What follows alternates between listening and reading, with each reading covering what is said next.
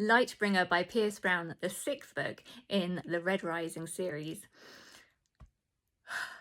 I love this book, heartbreak and all. I need to chat about this book, so there are going to be spoilers in this video, so if you haven't read the book yet, maybe save this video to come back to later when you have read it. We'll start with Phobos and Virginia. I think it's strange that even though we're always told how brilliant Virginia is, we've only really ever seen her fail, because even from the beginning, when book 1 of Red Rising, we see her lose House Minerva to House Mars.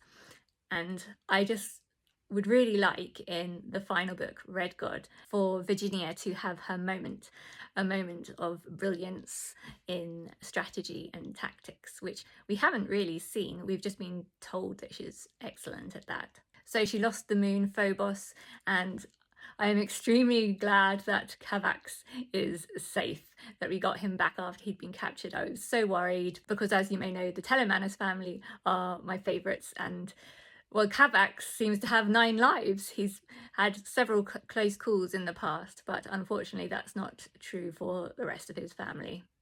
R.I.P. And in Lightbringer, I feel the heart of this book was having those 3 of Darrow, Cassius and Severo all together again. And I was extremely glad that my prediction didn't come true from the end of Dark Age, when I thought that because Severo was captured, I thought he was going to have his memories changed or erased in some way from those spikes, because Virginia had taunted Adrius about not being able to figure out how to use those spikes. So I thought we were going to see Severo turned against Darrow, but thankfully he wasn't really captured for long, and Darrow's rescue mission Severo really saved himself and Darrow and Cassius by using those atomics, so they got away safely. And I just love that chemistry of the 3 of them, and especially Cassius with his humour and his growing relationship with Lyria. I really thought something could happen there, and Pierce Brown really built up Cassius to become our new favourite character, I think, and I think that was done very deliberately, so that what happened later had the most devastating impact possible.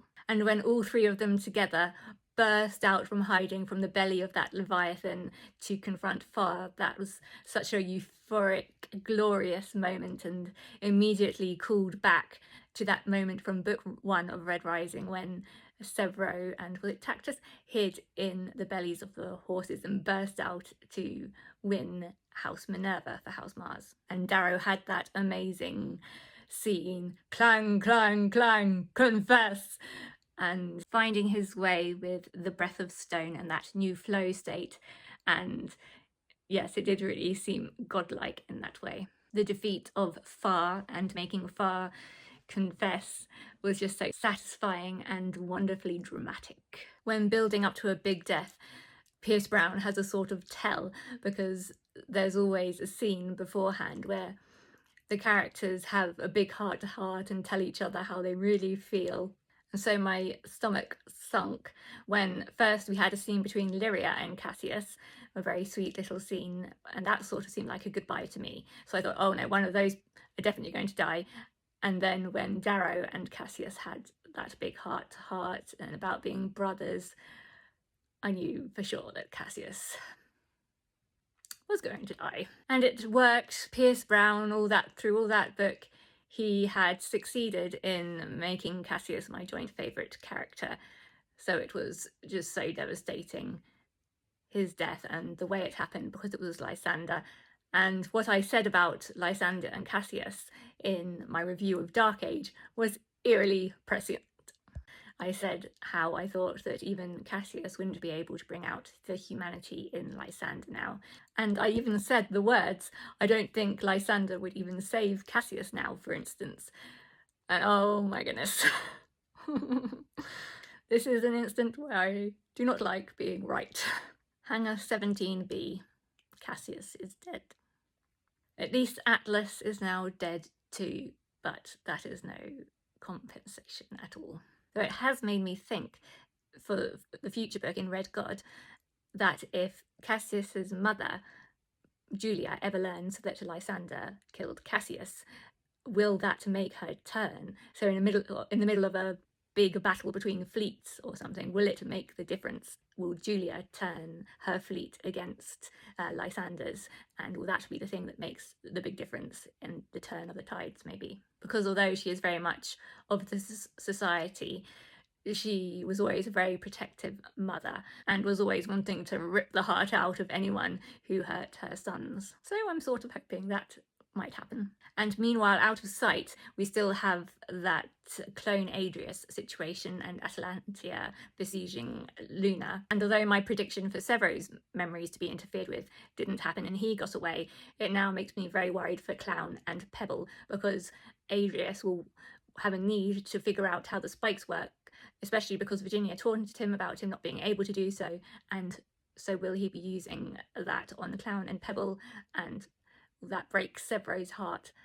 The Howlers, the two, Clown and Pebble, the two main Howlers left to turn against them and be used in the fight against them. Lysander, I did hate him before, but now I hate him, and his hypocrisy and just not being able to see it, and his gold supremacy, and it's all the worse because he thinks he is doing what is fair and right. But will he use this virus that he's just acquired from the dead Atlas to commit genocide? I mean, who is there to stop him? There isn't anybody who knows that he's got that virus now, so...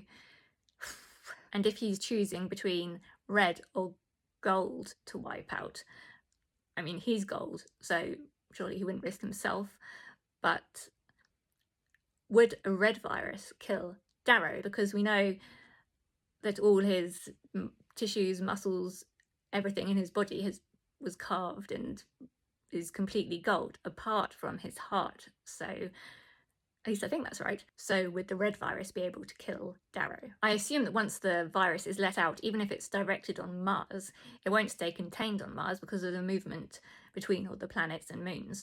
So it would spread throughout the solar system. So how could Lysander risk using a virus that only targets gold, because he's wanting the golds to be the ruling class? He thinks they're the best, so why on earth would he use the virus against gold?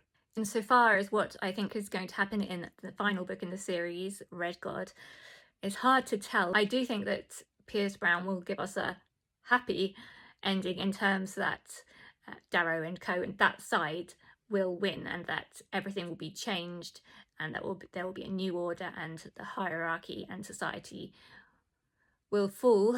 But it's just a case of who will lose along the way, and how many. Will it be a genocide?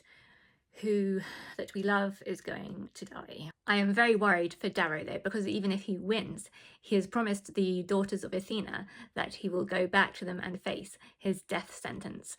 So either way, it looks like he will die. But now finally I'm in the same boat as all other howlers and fans of Red Rising, in that I am now impatient for Red God, extremely looking forward to and dreading it in equal measure. So I really loved Lightbringer. What did you think of the book, and what do you think might happen in Red God?